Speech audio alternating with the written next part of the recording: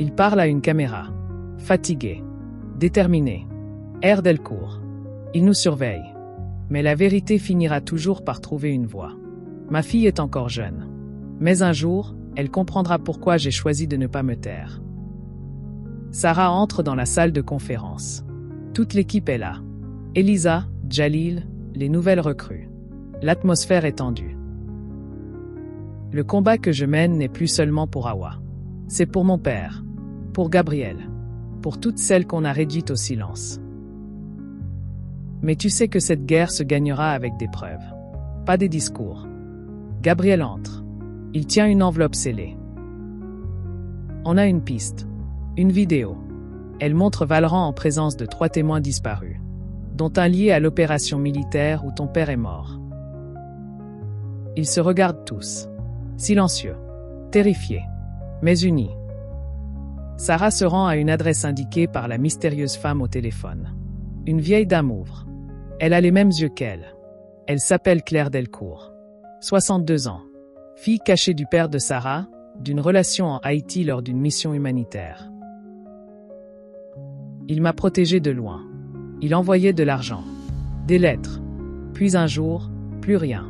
Et j'ai compris que quelque chose l'avait détruit. Claire remet à Sarah une autre boîte. À l'intérieur, des photos inédites, une cassette audio et un carnet de notes. Sarah, assise, écoute la voix de son père sur la bande. Ils ont des noms, des comptes, des documents. Si quelqu'un tombe sur ces mots, je vous supplie, faites-le pour les femmes qu'ils ont brisées. Sarah rentre bouleversée. Elle pose les objets sur la table du bureau. Sarah, à Gabriel. Je ne veux plus être celle qui subit. Je veux être celle qui détruit leur système. Mais au même moment, la porte explose. Des hommes en noir masqués envahissent la fondation. Ils fouillent. Ils menacent Elisa. Jalil se bat. Gabriel maîtrise 2 assaillants. Sarah se réfugie dans son bureau, détruit la clé USB. Les hommes repartent sans rien. Mais la fondation est en ruine. Gabriel, épuisé. Ils ont attaqué en plein jour. C'est un message. Le prochain coup ne sera pas symbolique. Sarah a décidé de porter l'affaire devant un juge international, après que les juridictions françaises se soient déclarées incompétentes. Gabriel, en costume sombre, entre avec Hawa. La jeune femme tremble. Des journalistes, des caméras. C'est un moment historique. Sarah se lève. Elle prend la parole. Sarah, dans un calme tranchant. Mon nom est Sarah Delcourt. Et je parle aujourd'hui au nom de toutes les femmes que l'on a fait taire par le mépris, la menace ou la peur. Je parle pour mon père, qu'on a assassiné pour avoir dit la vérité. Pour ma sœur, qu'on a cachée. Pour mon mari, qu'on a tenté de faire taire. Pour Hawa, qui a survécu. Et pour celles qui ne pourront jamais parler. Sarah regarde la ville en silence. Gabriel l'enlace par derrière. Tu crois qu'on tiendra? Sarah, sans hésiter. Oui, parce que maintenant, le monde nous regarde. Et on ne reculera pas. Un éclair fend le ciel. Une alarme hurle. Sarah se redresse d'un coup, réveillée par des cris étouffés et une odeur de fumée. Elle descend en courant. La cuisine est en flammes. Une vitre brisée. Une bouteille d'essence brisée au sol. Un cocktail Molotov. Gabriel court éteindre le feu. Elle appelle les pompiers. Mais c'est trop tard. Une partie de la maison est perdue. Les secours parlent d'un acte criminel. Aucune trace des coupables. Sarah regarde leur bibliothèque calcinée. Les dossiers détruits. Une larme coule. Gabriel, voix cassée. Ils nous l'ont dit. Et ils l'ont fait.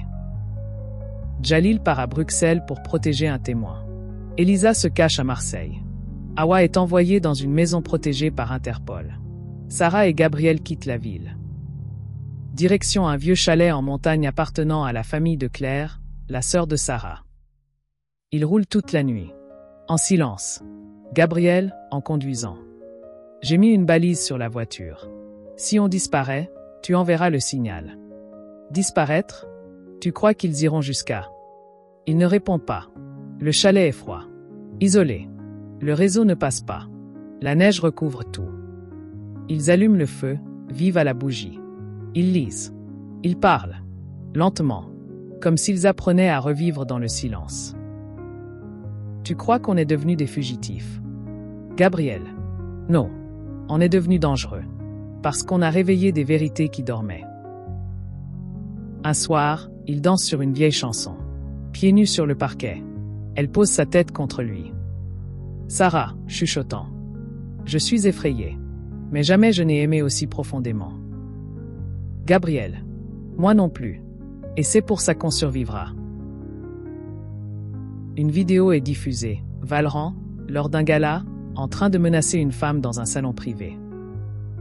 La vidéo a été piratée et remise aux médias par un groupe anonyme. Des mots s'affichent à la fin. La vérité est plus forte que le pouvoir. Le pays explose. Manifestation. Débat national. Le président suspend Valran. Une commission parlementaire est ouverte. Sarah, Gabriel, Elisa, Jalil et Hawa se retrouvent dans les locaux rénovés. Ils accueillent les premières victimes dans le nouveau bâtiment, une aile dédiée aux lanceuses d'alerte. Mais une lettre arrive sur le bureau de Sarah. Un scellé judiciaire. Une convocation devant le tribunal militaire. Gabriel est accusé de violation de secret défense pour avoir remis des preuves aux journalistes. Sarah est interdite de plaider. Elle assiste au procès, impuissante. Gabriel, en uniforme, se tient droit. Il refuse de renier ses actes. Gabriel, au juge. J'ai choisi de trahir le silence pour honorer ma conscience. S'il faut me condamner, je l'accepte. Mais sachez que je ne regrette rien. Il est reconnu coupable. Peine, 6 mois de prison ferme, à exécuter dans une unité spéciale. Sarah est dévastée. Il l'embrasse une dernière fois avant d'être emmené. Tu es mon héros. Même si le monde t'emprisonne. Je t'attendrai. Les jours passent. Sarah continue son travail. Elle publie un livre, Silencieuse, qui devient un manifeste. Elle visite Gabriel chaque mois. Ils se parlent par lettres. Ta voix me manque. Mais ton silence écrit des chapitres entiers dans mon cœur. Gabriel. Elle fait adopter Hawa par une famille engagée. Elle inaugure un centre en mémoire de son père. La nation commence à changer. Un matin de juin, Sarah attend devant l'unité spéciale. Le portail s'ouvre. Gabriel sort, fatigué, amaigri. Mais droit. Elle court vers lui. Il lâche son sac. Ils s'embrassent longtemps. Sans un mot. Le monde s'arrête autour. Sarah, j'ai tenu bon. Et toi aussi. Maintenant, viens, on a des années à vivre. Sarah, sur scène.